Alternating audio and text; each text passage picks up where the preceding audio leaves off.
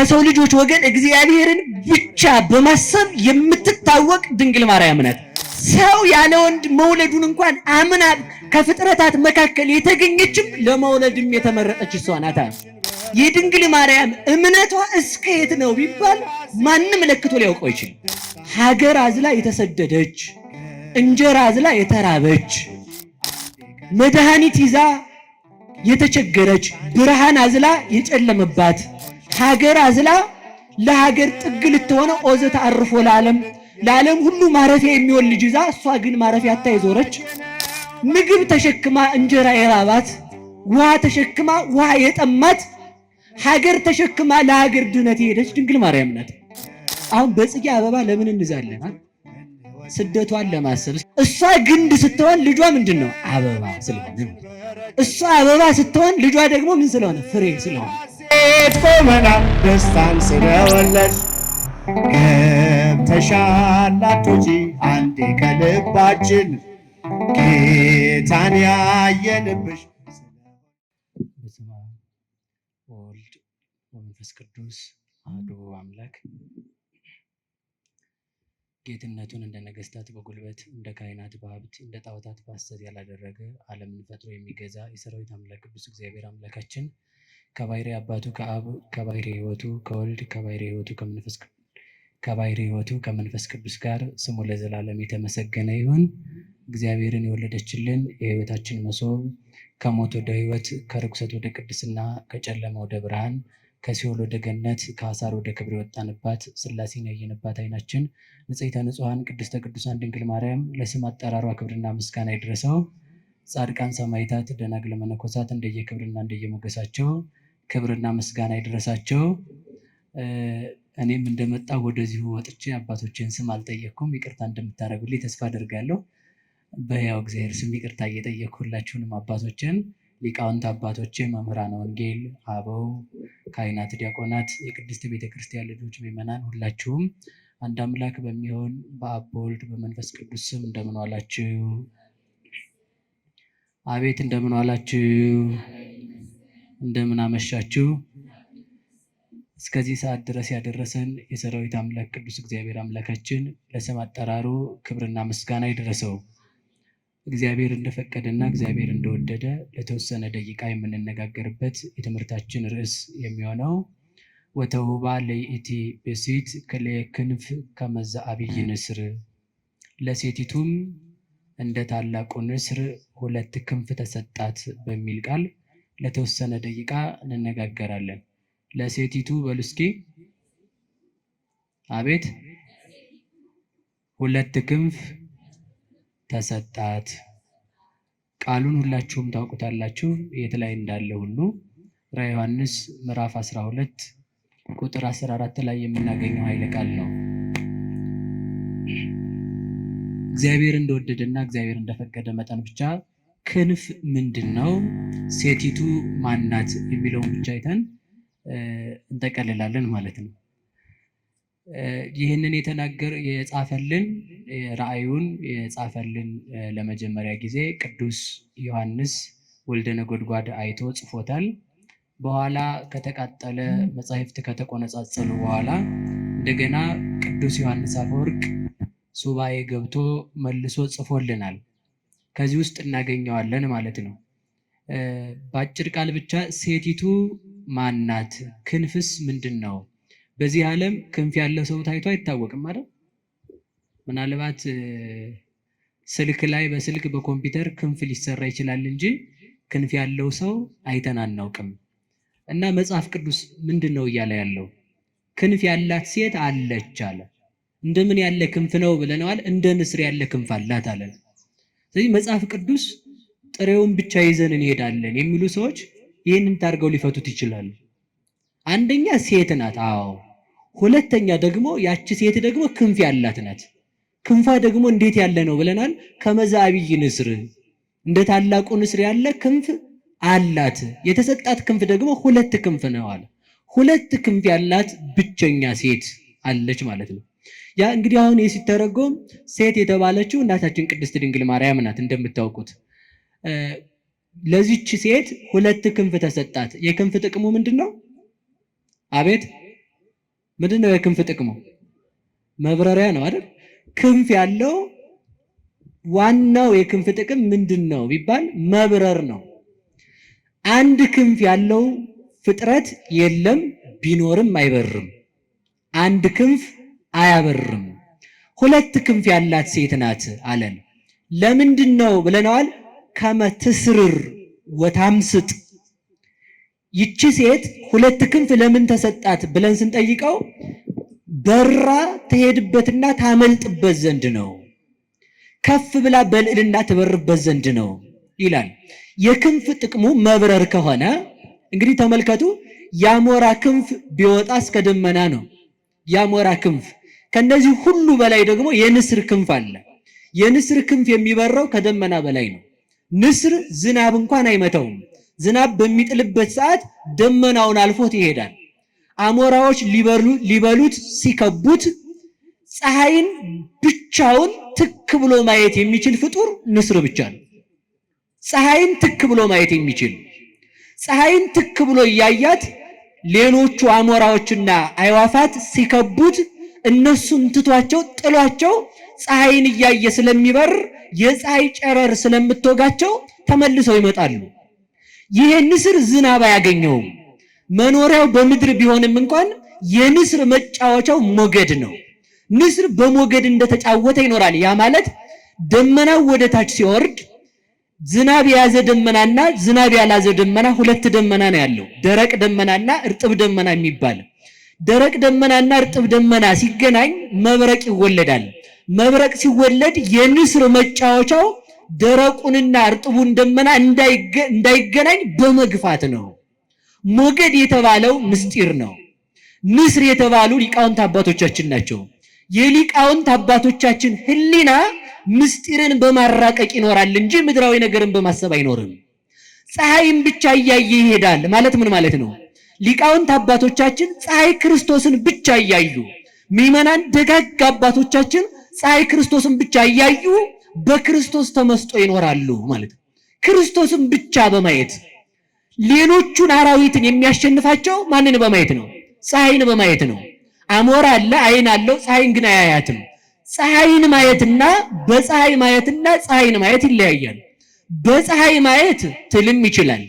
ፀሐይን ማየት ግን ለንስር ብቻ የተሰጠው ነው። ፀሐይን ትክ ብሎ የሚያይ ንስር ነው። እግዚአብሔርን የሚያይ ንጹሕ ሕሊና ያለው ክርስቲያን ብቻ ነው። በፀሐይ መመራት ሁሉም ይችላል። በዚህ ዓለም መኖር ሁሉም ይችላል።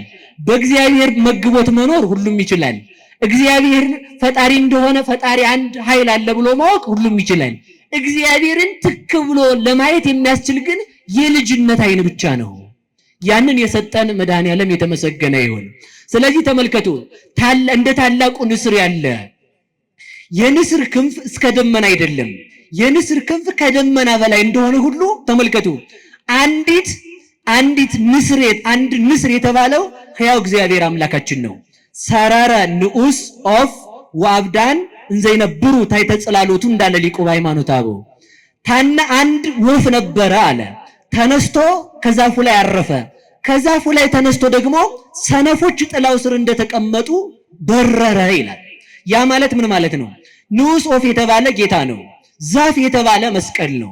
ዛፍ ሰዎችን እንዲያስጠጋ ቅጠሉ ጥላ እንዲሆን ፍሬ አፍርቶ እንዲመግብ ከመስቀሉ የክርስቶስን ስጋና ደም አግኝተናልና በዛፍ ሁሉም ሰው እንደሚጠጋበት በመስቀል እኛ ክርስቲያኖች ተጠግተን ሕይወተ ነፍስ አግኝተንበታል። ከዲያብሎስ የቁራኝነት የባርነት ጥላ ወጥተን ክርስቶስን ተጠግተንበታልና ያ መስቀል ምን ይባላል? ዛፍ ይባላል። ሰነፎች በጥላው ስር ተቀምጠው ማለት አይሁድ ክርስቶስን እናጠፋዋለን ብለው በሰቀሉበት መስቀል ስር ተቀምጠው ሳለ መስቀሉ የድህነት ባለቤት በሆነው በክርስቶስ መድኃኒት ሆኖ ክርስቶስ መስቀሉ ላይ ከተሰቀለ በኋላ ወደ መቃብር ወርዶ ተመልሶ አረገ ማለት ነው። ስለዚህ ንስር የተባለ ራሱ መድኃኔዓለም ክርስቶስ ነው። ፀሐይን በማየት ይበራል አለ። ተመልከቱ፣ ራሱን በማወቅ የሚኖር እግዚአብሔር ብቻ ነው። እግዚአብሔርን የሚያውቅ ማን ብቻ ነው? በሉ ንገሩኝ እንጂ እግዚአብሔር ነው። ስለዚህ እንደ ንስር ክንፍ ያለ ተሰጣት ይላል። በሉ እስኪ ሁላችሁ እንደ ንስር በሉ ያለ ምን ተሰጣት? እንደ ንስር ያለ ክንፍ ተሰጣት። ለዛች ሴት ሁለት ክንፍ ነው የተሰጣት። ክርስቲያኖች ልብ ብላችሁ ስሙኝ። በሁለት ክንፍ ብቻ ነው በሮ መንግስተ ሰማያት መግባት የሚቻለው። ሁለት ክንፍ ምንድን ነው? አንደኛው ክንፍ የተባለው ሃይማኖቷ ነው፣ የድንግል ማርያም እምነቷ ነው። እስኪ በሉላችሁ ክንፍ ምንድን ነው? በሉ እንጂ ንገሩኝ። እምነቷ ክንፍ ይባላል። ንስር ቢበር እስከ ጠፈር ነው። ድንግል ማርያም ግን ጠፈር ሳያግዳት ፍጥረታት ሁሉ ከሰው ልጆች ወገን እግዚአብሔርን ብቻ በማሰብ የምትታወቅ ድንግል ማርያም ናት። ያ ማለት ተመልከቱ፣ አንተ ሰው እግዚአብሔር የሰጠህን ህሊናህን ተጠቀምበት ይላል። ማን የሰጠህን? በሉ ንገሩኝ እንጂ። በምንም ነገር አንኮራም። እኛ የምንኮራው እግዚአብሔር ህሊናን ሰጥቶ ስለፈጠረን ብቻ ነው። ለምን መሰላችሁ? ሰው ሁሉን ነገር ሊወስድብን ይችላል። ህሊናችንን የሚወስድብን ሰው ግን የለም። ሰው ቤት ውስጥ አሽጎ አካላችን እንዳይወጣ ሊቆልፍብን ይችላል። ህሊናችን ከኪሩቤል መንበር፣ ከስላሴ መንበር፣ ከኪሩቤል ዙፋን እንዳይደርስ የሚከለክለን ሰው የለም። ስለዚህ ያንን ህሊና ነው ድንግል ማርያም ያመጠቀችው። የሚመጥቅ ህሊና አለ፣ የሚወርድ ህሊና አለ። የሚመጥቅ ህሊና ሲባል ተመልከቱ፣ ቅዱስ ዮሐንስ አፈወርቅም እንዳለው ምንድነው? ንስር ቢበር እስከ ጠፈር ነው ይላል። እስኪ በሉላችሁ ንስር ቢበር በሉ። እስከ የት ነው? አሁን ወፍ ፕሌን ቢበር እስከ የት ነው? ስንት ማይል ነው ወደ ላይ ከፍ? ስንት ጫማ ነው ርቆ ሊሄድ የሚችለው? በምታውቁት ልክ ተናገሩ። እኔ እንግዲህ ብዙ ሄጄ አላውቅም። ይሄን ያህል ጫማ ሲባል ሰምቻለሁ። ብቻ ደመናን ነው ሊያልፍ የሚችለው። ከዛ በላይ ይችላል? እሺ ንስር ቢሄድ ደግሞ ሊሄድ የሚችለው እስከ የት ነው? እስከ ጠፈር ይሄዳል ማለት ነው።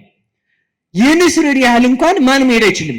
እኛ የፈለሰፍናቸው ቴክኖሎጂዎች ሁሉ መሄድ አይችሉም ማለት ነው። ከዛ በላይ ግን አስታውሱ፣ ንስር ቢበር እስከ ጠፈር ከሆነ ተመልከቱ፣ አንሰ አሐውር ሀባሃሎ ወልደ እጓለ እመሕያው ይነብር በየማነ አብ፣ እኔ የምሄደው በአብ ቀኝ እስከ ተቀመጠው እስከ ማን ነው አለ? እስከ ወልድ ድረስ እሄዳለሁ።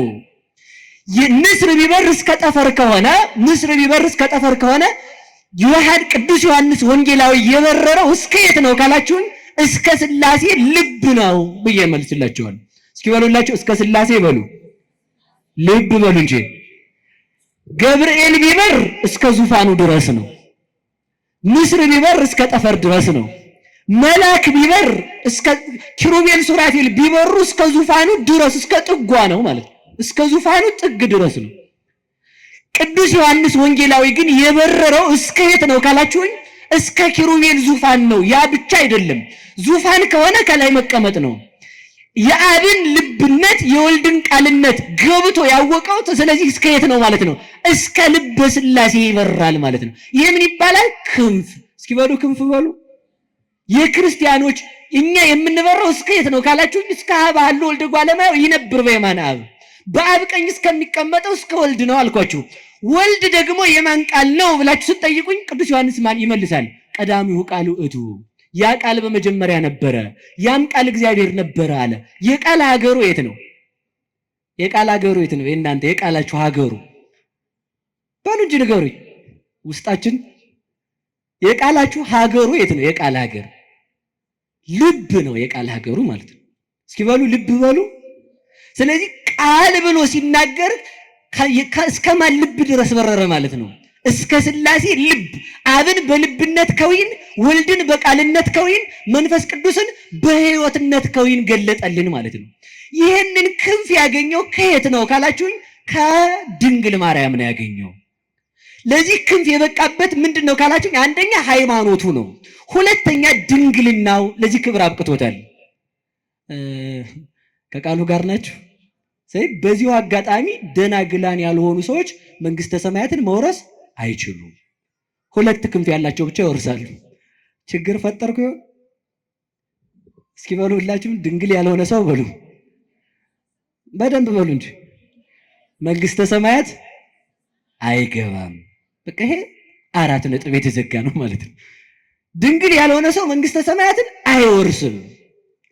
ሁለት ክንፍ ምንድነው? አንደኛው ድንግልና ነው። ድንግልና ምንድን ነው ብላችሁ ስትጠይቁኝ፣ የሃይማኖት ድንግልና ከክህደት ንጹህ የሆነ ሰው ማለት ነው። ገብቷችኋል አይደል? አሁን ድንግል የሆነ ሰው ደግሞ መንግስተ ሰማያት አይገባም። እሺ መልሼ ስነግራችሁ እነዚህ 5ቱ ሰነፎች ደናግል መንግስተ ሰማያት አልገቡም አይደል? ድንግልና ብቻውን አያድንም ማለት። እንግዲህ ድንግልና ምንድነው ካላችሁ ከክህደት ደናግላን የሆኑ ብቻ ናቸው መንግስተ ሰማያት የሚገቡት። በክርስቶስ ያመኑ የህሊናቸው ድንግልና በመናፍቃን ትምህርት በዚህ ዓለም ፍልስፍና ተወስዶ እግዚአብሔርን ያልካዱ ሰዎች ለመንግስተ ሰማያት ይበቃሉ። አንድ ክንፍ ድንግልና ነው። ሁለተኛ ክንፍ ሃይማኖት ነው። እስኪ በሉ ሃይማኖት በሉ። ክንፍ ነው። ቅዱስ ዮሐንስ ይህንን ትምህርት ያገኘው ከየት ነው ካላችሁኝ ከድንግል ማርያም ነው። እስኪ በሉ ከድንግል ማርያም በሉ። እንግዲህ መልሼ እሷ ጋር አምጥቼ ትምህርቱን እዚህ ላይ ቋጨው ነው ማለት ነው። ሁለት ክንፍ የድንግል ማርያም አንዱ ክንፏ ሃይማኖት ብያቸዋለሁ። እስኪ በሉ ሃይማኖት ማለት ደግሞ ማመን ነው። እስኪ በሉ ማመን በሉ። በደንብ በሉ እንጂ በማን ማመን? እግዚአብሔር ይስጥልኝ። በእግዚአብሔር ማመን ማለት ተመልከቱ፣ በፍጹም በፍጥረታት ሁሉ ሊያደርጉት የማይችሉትን እምነት የፈጸመችው ድንግል ማርያም ናት። ማን ሁሉ አልኳችሁ? በዓለም ላይ ማንም ሰው ቢሆን ፍጥረታት እንኳን ሊቀበሉት ሊያስቡት የማይችሉትን ማለት ነው። እንዲሁ አሁን በየት ሀገር ነው? አሁን በየትኛው ሀገር ነው ተወልጃለሽ ስትባል ያለ ወንድ መውለዷን ያመነች ሴት ታመጣላችሁ? ባሉ ነገሩኝ እንጂ ይሄንን ለማመን ምን ያስፈልጋል? የሃይማኖት ጉልበት። እስመ ከመዝ አቅመ ሰናይታ ለሃይማኖት። የሃይማኖት ጉልበቷ እስከየት ነው ብትለኝ እንደ ድንግል ማርያም ነው። እንዴት? ሰው ያለ ወንድ መውለዱን እንኳን አምና ከፍጥረታት መካከል የተገኘችም ለመውለድም የተመረጠች እሷ ናት።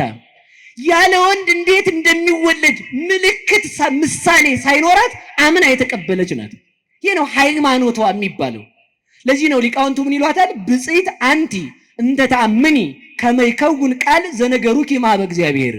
ከእግዚአብሔር ተቀብለው ከእግዚአብሔር አምጥተው ቃልን ሲነግሩሽ የምታምኚ አንቺ ብጽዕት ነሽ።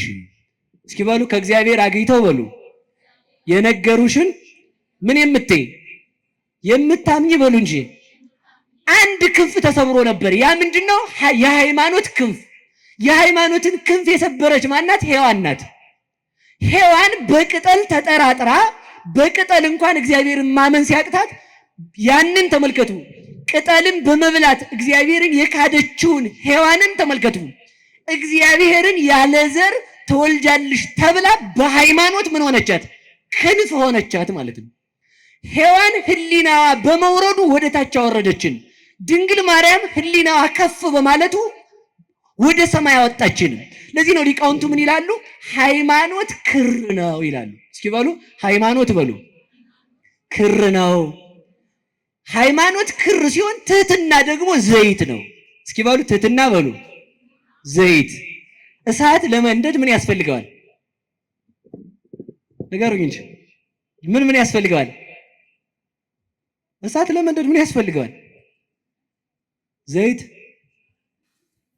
ነገሩ እናንተ ስቶቭ እየለኮሳችሁ የምትኖሩ ሰዎች በምን አውቃችሁ ነው? ስቶቭ ነው የምትለኩሱት አይደል? ምንም ችግር የለውም እኮ እናንተ ጋር ማለት ነው። ይህ ተመልከቱ፣ ልንገራችሁ። አንድ ሻማ አንድ ዘይት አንድ ክር ለመንደዱ ወይም አንድ ፈትል ምን ይደረጋል መሰላችሁ? ፈትል ይፈትላሉ። ጥጡን እናቶቻችን ድሮ አይበለውና የዛሬዎቹን አይወክልም። ይፈትሉና ዘይት ውስጥ ያደርጉታል።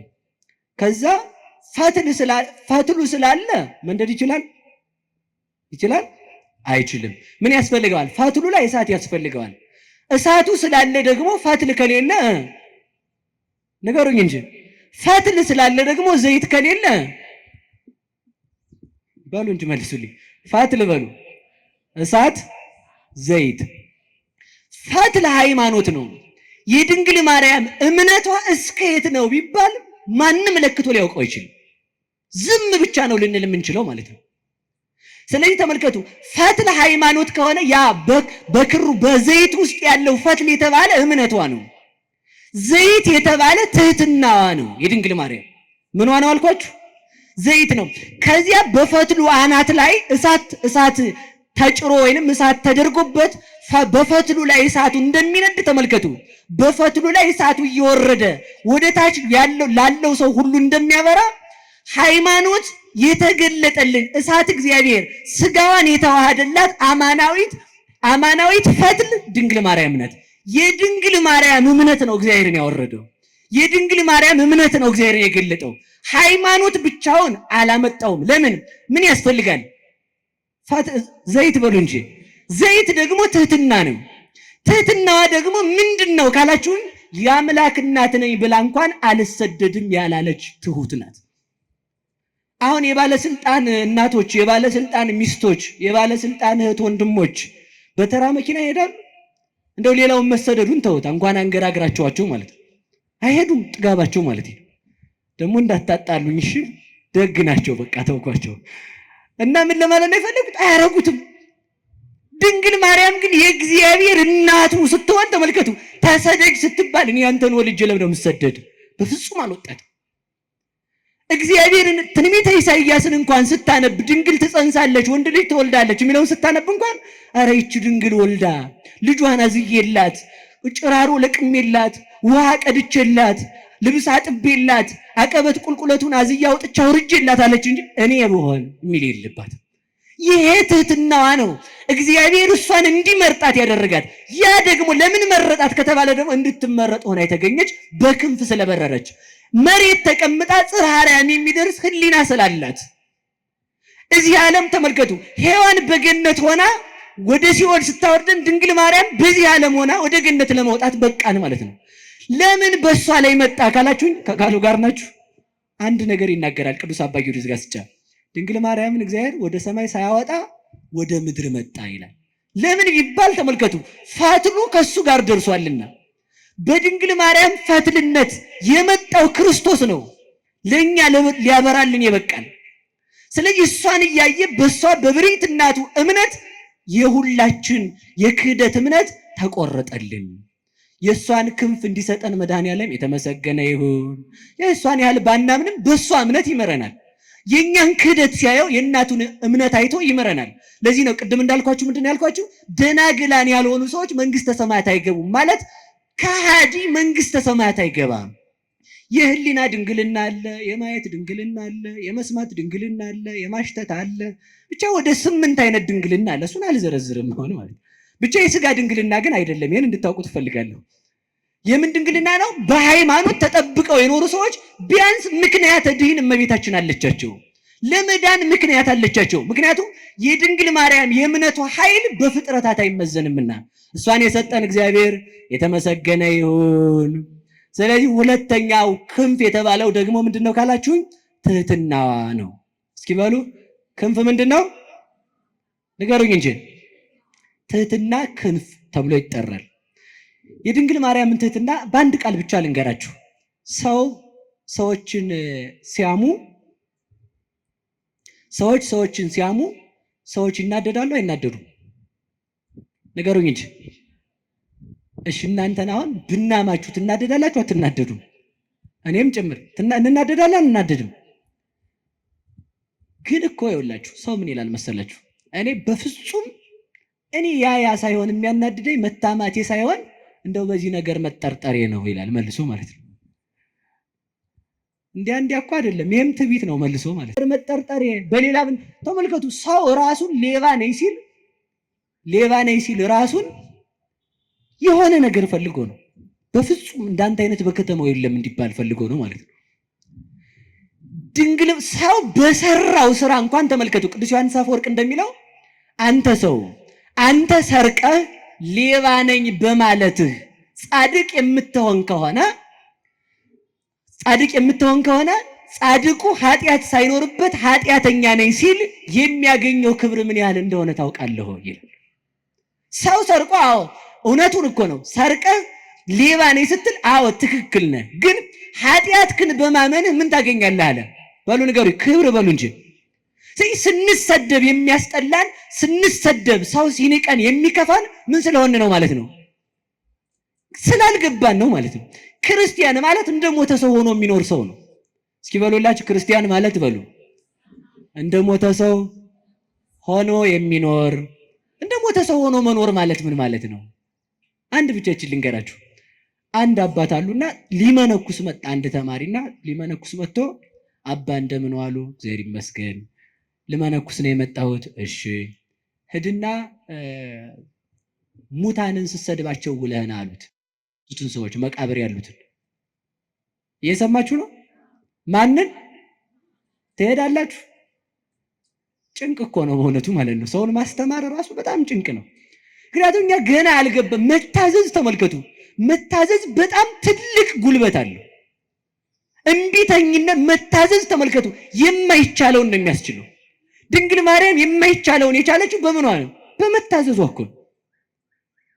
አንድ አባትም አድርገውታል። አንድ አባ ዮሐንስ የሚባሉ አባት ነበሩ። ጻድቅ ናቸውና አርፈዋል። እሺ በዚህ ዘመን ያለ ሰው አላልኩም አደራችሁን። እና እሳቸው አንዱን ተማሪያቸውን ሂድና አንበሳውን አባ ዮሐንስ ይጠራል ብለ ይዘውና አሉት። ሄደና ጎዳና ሲጀምር ቆይ ቆይ ቆይ አሉት። እሺ እንካ በእጅ ስጋ ያዝና ጆሮውን ይዘውና አሉት። ማንን ነው በሉ ንገሩኝ እንጂ ይቻላል? እሺ ብሎ ሄደ ማለት ነው። እሺ ስላለ ተመልከቱ ወይም የመታዘዝ ጉልበቷ ምን ያህል እንደሆነች አስቡ። እሺ ብሎ ሄዶ ስጋውን እያሳየ ተመልከቱ። ሊጎረስ እኮ አሁን ትሄዳላችሁ? ውሻ ራሱ ታመጣላችሁ እናንተ? እንኳን ውሻ ድመት አታመጡ እንዴ! ቀልድ ነው እንዴ? ግራ ተዋጭራለች ማለት ነው። ሄዶ ስጋውን እያሳየ አባ ዮሐንስ ና ብለዋል ብሎ ጆሮውን ይዞት መጣ ማለት ነው። የምን ጉልበት ነው ካልከ የመታዘዝ ጉልበት። ሰው ሲታዘዝ ኃይልን ያገኛል። እየሰማችሁ ነው? መታዘዝ ተመልከቱ። ህፃናት እኔ በዛውም ላይ አንድ ነገር ልንገራችሁ። ቅዱስ አባ ጊዮርጊስ ዘጋስጫም ይላል አንድን ህፃን ልጅ እናቱ ትታው ብትሄድ እባብ መጥቶ አብሮት ቢተኛ አይበላውም ይላል። እየሰማችሁ ነው? የዓመት ልጅ እንደው እባቡን ብድግ አድርጎ ጉርስ ቢያደርገው እባብ መርዙን እርጭት ቢያደርግ አይበላው። የህፃኑ ደግነት የእባቡን መርዝ ያጠፋዋል ማለት ነው። ሰው ደግነት ነው ያጣው። ስለዚህ ተመልከቱ። ሂድና ምን አሉት? የሞቱትን ሰዎች ስትሳደቡ ለና ትችላላችሁ ባሉ ነገሩኝ እንጂ ሄዶ ጅሎች እናንተ ብቻ። እኔ እንግዲህ የመረጠውን የተሳደበውን ስድብ አልጻፉልንም፣ ግን ይመስለኛል ሳስበው በእኛ አጠራር ብንናገረው እናንተ ጅሎች ደግደ እየመረጣችሁ ስደቧቸው። ማትረቡ እናንተ አጭሮች፣ እናንተ የፈረሳችሁ፣ እናንተ የትል ጎረቤቶች፣ ዝናብ የሚያድርባችሁ መኖሪያ የላችሁ። ብቻ ምኑን እንደሰደበው አላውቅም። እንዲህ እያለ ሲወግራቸው ውሎ በስድብ መጣ ማታ። አባ አላቸው። አቤት ስሳደቡ እየመጣሁ አላቸው። እሺ ዛሬ ነገ ደግሞ ሂድና ስታመሰግናቸው ዋል አሉት። ምን ስትላቸው ባሉ ነገሩኝ እንጂ ሄዶ ደግሞ እናንተ ቅዱሳን የተከበራችሁ ሲላቸው ዋለ ማለት በደንብ አድርጎ ሲያከበሰብሳቸው እንደናንተ ያለም የለ ቤተክርስቲያን ወድቃችሁ የምትኖሩ ክርስቶስን የምትጠብቁ እንዲያ ሳይሆን አይቀርም ብዬ ነው ምርቃቱ ሲላቸው ውሎ መጣ ማታ። መጣው ስሰድብ ትናንት ስሳደብ ዛሬ ሳመሰግኑ እየመጣው አላቸው። ሂድና እንደዚህ አሁን አሉት። እስኪ በሉላችሁ ሂድና በሉ ንገሩኝ እንጂ እንዴቱን እንደዚያ ሂድና እንደዚህ አሁን ማለት ሰው ሲሰድብህ የተሰደብከው ስድብ አንተን እንዳይነካ አድርገህ አስበው። ሰው ሲመርቅህም ለአንተ ክብር እንደማይጨምርልህ አስብ። ለዚህ እኮ ነው አንድ አባት አህያ አላቸው። ኧረ በጣም ይቅር በለኝ የአህያ ያህል ክብር የለኝም አሉ። ምክንያቱም አህያ የተጫነችውን በክብር የምታደርስ ናት። እኔ ግን የእግዚአብሔርን ሕግ በልቼ የጨረስኩ ከአህያ አንሳለሁ እንጂ እንጨት አላቸው። እንዴ እንጨት እኮ በገባበት እሳት ውስጥ ነዶ እዚያው የሚቀር ነው። እኔ ለተሰጠችኝ ሃይማኖት እንኳን በሰማዕትነት ያልሞትኩ እንዴት እንጨት ትለኛለህ? አንተ ዝም ብለህ ከብት አላቸው። ከብት እኮ ጌታውን ያወቀ ግርግም ላይ ተገይቶ ትንፋሹን የገበረ ነው። አንተ ድንጋይ አላቸው። ውይ ድንጋይ ቤተ መቅደስ የሚሰራበት አሉት። አሁን ሰው የሚሰድባችሁን እኮ ማሳጣት ትችላለህ። በጣም የምንናደደው እኛ ምን ስለሆነ መስሏችሁ ነው? ሰው የሚናገረውን ነገር ነን ብለን ስለምናስብ እኮ ነው። ሰው የፈለገ ነገር ቢል ማድረግ ይችላል ባሉ ነገሩኝ እንጂ አይችልም። አይደለሁም እኮ ነው መልሱ። እንደው አሁን እንዲሁ ተመልከቱ። የቱን ያህል ብንሰደብ የሚመጥን ስድብ ሊገኝ ይችላል? እኛን የትኛውንም አይገኝም። ቅዱስ ዮሐንስ አፈወርቅ ይላል ከብት ልበልህ አንተ ሰው ይልና አይ ከብትስ ጌታውን ያውቃል። እሺ ውሻ ልበልህ ውሻ የጌታውን ቤት ይጠብቃል። እሺ እንግዲያውስ ምን ልበልህ? እባብ ልበልህ እባብስ ወገኑን አይነድፍም። እሺ ጭልፊት ልበልህ ጭልፊትም ልጆቿን ታሳድጋለች፣ ወገኖቿን አትበላም። እንግዲያውስ ምን ብዬ ልጥራህ አንተን ይልና ተመልከቱ፣ ሰይጣን ልበልህ ይላል። ተመልከቱ አዛኝን ምሬን ነው። ሰይጣን ልበልህ ይልና አይ ሰይጣንም በሰይጣን ላይ አይጨክንም፣ አንተ ግን በወንድምህ ላይ ስለጨከንክ ከሰይጣንም ብሰሃል። ሰይጣን የገንዘብ ባሪያ አይደለም፣ አንተ ለገንዘብ ባሪያ ሆነሃል። ሰይጣን የሱስ ባሪያ አይደለም፣ አንተ ለሱስ ባሪያ የልማድ እስረኛ ሆነሃል። ምን ልልህ እችላለሁ? እንኳንስ ክርስቲያን መባል ሰው ብዬ ልጠራህ ምን ያስጠራሃል?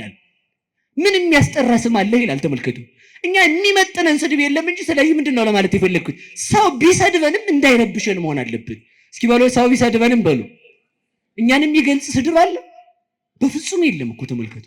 ለዚህ ነው ጌታ እንኳን ምን አለ መሰላችሁ? በምን አስተማስላ ለዛቲ ትውልድ፣ ይችን ትውልድ በምን ልመስላት አለ። ሀለይነ ለክሙ ወይ ዘፈንክሙ፣ ዘፈንላችሁ ሙሾ አላወጣችሁም። አስቆቀውነ ለክሙ ወይ በከይክሙ፣ ይቅርታ ዘፈንላችሁ ሙሾ አላወጣችሁም፣ አልጨፈራችሁም። አለቀስንላችሁ ሙሾ አላወጣችሁም። ይሄ ዘፈን ይፈቀዳል አይደለም ያልኩት፣ አደራችሁ። እኔ ማለት የፈለግኩት ሌላ ነው። ዘፈን የተባለ ልቅሶ የተባለ የዮሐንስ ስብከት ነው። ዮሐንስ እየበላ ቢመጣ አሃ ይሄማ ይቅርታ ሳይበላ ቢመጣ ይሄማ ጋኔን አድሮበታል አላችሁ። እኔ ደግሞ ዮሐንስ ሳይበላ መምጣቱ በቤቱናው እንዲሳቡ ነው። ክርስቶስ ደግሞ ሲመጣ እየበላ እየጠጣ የታመሙትን በሽተኞችን፣ ዘማውያንን፣ ኃጢአተኞችን እየጠየቀ አብሯቸው እየዋለ ሊያድናቸው ቢቀመጥ ደግሞ ምን አሉት መሰላችሁ? ይሄ ደግሞ አርከ መጸባህ ነው፣ ኃጥአን የኃጥአን ወዳጅ የኃጢአተኞች የዘማውያን ወዳጅ ነው አሉት ሎቱ ስብሐት። ስለዚህ ምን አላችሁ? ምን ባደርግላችሁ ነው የሚገባችሁ? ዮሐንስ ቢመጣ ጋኔን አለበት አላችሁ፣ እኔ ብመጣ ደግሞ የኃጢአተኛ ወዳጅ አላችሁኝ። በምን ልመስላችሁ እችላለሁ አላችሁ። ስለዚህ ተመልከቱ፣ ምሳሌ ያጣለት ነው። እኛ ምሳሌ ታጣልን። ስለዚህ ምንድነው ለማለት የፈለግኩት? እንደ ሙታን ሆነን መኖር። እስኪ በሉ ላይ እንደ ሙታን ሆነን በሉ መኖር። ከዚህ በኋላ ማለት ነው ሰው ሲሰድበን ላለመረበሽ መዘጋጀት አለብን። አይደለሁም አበቃ ከነገረኝም ትክክል ነው የሚሆነው። አዎ ልክ ነህ። ሰምታችኋል? እስኪ በሉ አዎ ልክ ነህ በሉ። ነገረኛ በሉ እንጂ የሚያናድዳችሁን ስድብ እስኪ አምጡ። ትልቁን ነገረኛ። አዎ ልክ ነህ። ልክ አይደለም? ዛሬ ነገር እዚህ ጋር ቁጭ ብለን እኔም እዚህ ጋር ሻሸን ጠምጥሜ ጤነኛ ሰው መስል እናንተም እሱ ጋር ቁጭ ብላችሁ በነጠላ ጤነኛ ሰው ብትመስሉ ስትወጡ ያው እንግዲህ ጠሽ ታደርጋላችሁ አንዷን ማለት ነን እኮ በቃ ነኝ። አዎ ነኝ በቃ አለቀ። ሰው የሚሳደበውን አጥቶ እንዲሄድ ምን ማለት ነው? ማመን። ተመልከቱ እንድናምን እግዚአብሔር ይርዳን። ሁለት ክንፍ ተሰጣት። እስኪ በሉ ሁለት ክንፍ። ምንና ምንድነው? ሃይማኖቷና ትህትናዋ። አንድ ነገር ብቻ ተናግሬ ልጨርስ ትምህርቱ። ሌላ ቀን እንማረዋለን። እሺ አንድ ነገር ብቻ ተናግሬ ልጨርስ። ከቃሉ ጋር ናችሁ? እስኪ ትህትና በሉ እንጂ። ትህትና ምንድን ነው? የእግዚአብሔር እናቱ ስትሆን ኤልሳቤጥን ጥየቃ መሄዷ። ወደ እኔ ትምጣ ያች አሮጊት ነው የሚባለው። አዲስ ስብሐት ክብር ይግባትና ማለት ነው። እስኪ ልጠይቃት እንሄድና ነው የሚባለው። ወደ ኤልሳቤጥ እንኳን ስትሄድ በትህትና ነው የሄደችው። በትህትና ተመልከቱ። ከዚያ መጥቶ እንኳን ሄሮድስ ሊያሰድዳት ሲነሳ እንኳን ተመልከቱ። ወለተ አናብስት ግሩማን ለይጥሩ ባይል እፎኑ ጎይኪም ገጸ ሄሮድስ ቁንጽል አይደለም የሚለው ደራሲ። የዳዊት የሰሎሞን የታላላቆቹ ነገስታት ልጅ ስትሆኚ እንዴት አንቺ ከቀበሮ ፊት ሸሸሽ እንዴ? አንበሳ ቀበሮን ያሸንፋል እንጂ ቀበሮን ያሸሸዋል እንጂ ቀበሮ አንበሳን ያባረራታል እንዴ? ነብር ቀበሮን ያሸንፋታል እንጂ ቀበሮ ነብርን ታሸንፋለች እንዴ? በዚያውስ ላይ ተመልከቱ። የኃያሉ የአንበሳው የእግዚአብሔር እናት ስትሆን የንጉሠ ሰማይ ወምድር ማለት እኮ ነው። አንበሳ የምድር ንጉሥ ነው። እግዚአብሔርም እግዚአ ምድር ወሰማይ ነው። ነብር የጫካ ንጉሥ ነው። በዛፍ ላይ የሚሮጡ አያመልጡትም። ተመልከቱ። በስልጣኑ በየትኛውም በሰማይ በምድር የሚኖሩትን ሁሉ በስልጣኑ የሚገዛ የእግዚአብሔር እናቱ ስትሆኝ እንዴት የሚደክምና ትቢያ ትል የሚሆን ሰው አባረረሽ ይላታል። እየሰማችሁ ነው? ይሄ ምንድነው? መሄዷ መሰደዷ ትህትናዋ ነው። ከስደቷ በረከት እንድንሳተፍ መድኃኔዓለም ይርዳን። የእውነቴን ነው። በጣም ስናስበው የሚጨንቀን ነገር የለም። በጣም ስታስቡት ጭንቅ የሚሆን ሀገር አዝላ የተሰደደች፣ እንጀራ አዝላ የተራበች፣ መድኃኒት ይዛ የተቸገረች፣ ብርሃን አዝላ የጨለመባት፣ ሀገር አዝላ ለሀገር ጥግ ልትሆነ ኦዘ ተአርፎ ለዓለም ሁሉ ማረፊያ የሚሆን ልጅ ይዛ እሷ ግን ማረፊያ አታ የዞረች፣ ምግብ ተሸክማ እንጀራ የራባት፣ ውሃ ተሸክማ ውሃ የጠማት፣ ሀገር ተሸክማ ለሀገር ድነት የሄደች ድንግል ማርያም ናት። ለዚህ ነው ሁል ጊዜም ቢሆን አሁን በዚህ በማኅሌተ ጽጌ ሁል ጊዜም ስታስቡ አንድ ነገር ብቻ እንድታስቡ ፈልጋለሁ። አንድ ነገር ብቻ እንድታስቡ። እየሰማችሁኝ ነው? አሃዱ ነዳይ በሉት መስክር ማን ነው ይሄ? አሃዱ ብእሲ ገዳመ ዘወፈረ። እስኪ በሉ አሃዱ ብእሲ በሉ ገዳመ ዘወፈረ ጊዜ ያነብብ ሰላመኪ በከመ ያለምድ ወትረ ንግሥተ ሰማይ ማርያም ወሪደኪ ምድረ እንዘ ትነስኢ እማፉ ጽጌረዳ ስባት ስሙረ ታምረኪ ዘርአንከረ። የመጨረሻዬ ነው። ይህችን ብቻ ትርጉሟን ተናግሬ እኔም ቤቴን ሹልክ ብዬ እሄዳለሁ። ክፍል 2 ይቀጥላል ማለት ነው። እስኪ አንድ ሰው ነበረ። አሁን በጽጌ አበባ ለምን እንዛለን አይደል? ስደቷን ለማሰብ። እስኪ በሉ ስደቷን በሉ ለማሰብ። እሷ ግንድ ስትሆን ልጇ ምንድን ነው? አበባ ስለሆነ ማለት ነው። እሷ አበባ ስትሆን ልጇ ደግሞ ምን ስለሆነ? ፍሬ ስለሆነ። አንድ ሰው ነበረ። ለእመቤቴ ምን ላድርግላት ብሎ አሰበና ተመልከቱ፣ 50 የጽጌረዳ አበባ ቆርጦ አክሊል ሰርቶ ስዕል አድኅኖዋ ላይ አክሊል ደፋላት። ስንት አልኳችሁ? ማኅሌተ ጽጌ ተመልከቱ። የጽጌ አበባዋን ጽጌዋን ስደቷን በማሰብ ያንን ደፋላት። አበባ ክርስቶስን የወለድሽ አላት። እንዲህ አበባ ለምን አልነው? አበባ ዝንብ ቢያርፍ ትንኝ ቢያርፍ ቀንድ አውጣው ቢመጣ ከብቱ ቢያሸታት ምን አትቀየም። ዝንብ ሽንት ቤት ቆይታ መጣ እዚያ ላይ ታርፋል። ንብ ደግሞ ማር ስትሰራው በላ መታ ስቀስማ ዝም። ክርስቶስ ኃጢአተኛ አምላኪ ሲለው የማይቀየም የአበባ የክርስቶስ እናቱ ማለቱ ነው። ተመልከቱ 50 አበባ ደፋላት። ከዛ መጨረሻ ላይ የአበባ ወራት አልፎ አበባ ሲደርቅበት ምን ላድርግላት ለእመቤቴ ያለ። እስኪ በሉላችሁ ምን ላድርግላት በሉ። ለሃይማኖቴ መሰረት ለሆነች ምን ላድርግላት አለና ተመልከቱ አንድ ነገር አሰበ። ባይሆን 50 ጊዜ ተፈስሒ ልበላት። እስኪ በሉ በሞት ያፈርስ ሆን በሉ አንድ ጊዜ ብቻ ተፈስሒ በሉ እንጂ በቃ 5 ካረግነው ይብቃን። ባይሆን እንዳያለቅ ሰዓቱ ማለት 50 ጊዜ ሁሉ ጊዜ ተፈስሒ ይላታል እየሄደ በ50 አበባ ልክ ማለት። ከዛ እንደዚያ እያላት ሲኖር አበባ ከዕለታት በአንድ ቀን መንገድ ሲሄድ ተፈስሒ ሳይላት ረስቶት ሄደ። ተፈስሒ ሳይል እመቤታችንን ማለት ነው እንደኛ። ከዛ መንገድ ላይ እንደሆነ ተመልከቱ ጫካ ውስጥ እንዳለ ሽፍቶች ከበው በጦር ሊገሉት ግራና ቀኝ ጦራቸውን እያመቻቹ ሳለ ለካ የእመቤቴን ተፈስሒ ረስቸዋለሁ ይልና ልብሱን ያሸርጥና ስዕለ አድኅኖዋን ከፊት አስቀምጦ ተፈስሒ ይል ጀመር። የት ውስጥ በሞቴ ንገሩኝ። ማን አለች ግን እዛ መካከል? ማን ከቦት ነበር?